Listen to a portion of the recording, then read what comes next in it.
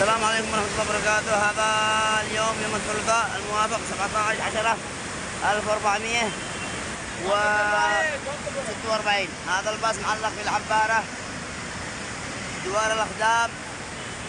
الآن قد اتصلنا بالونش حق المرور لإنقاذ الباص.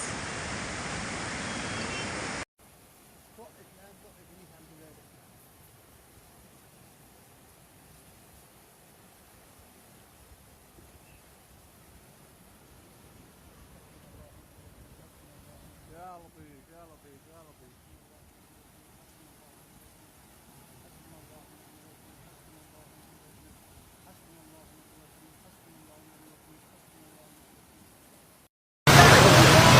هذا من ضحايا اليوم، لا حول ولا قوة إلا بالله.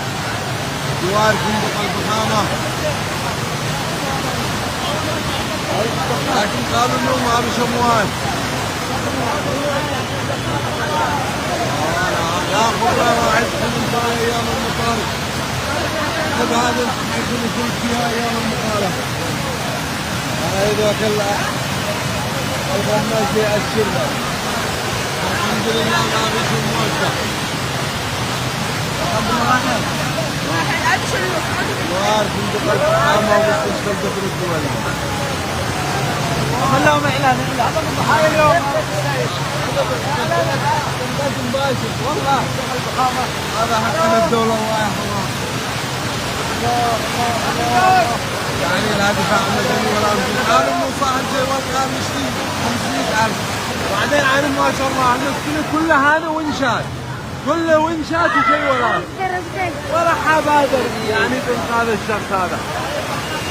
كل شيء وراك ونشات وتركترات يعني في المنطقة. الله إنا راجعون.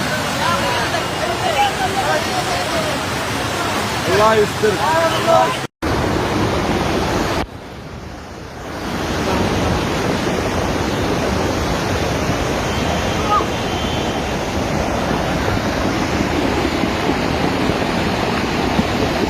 وهذا الدائري مقطوع مقطوع مقطوع مقطوع على جميع السير للتوقف.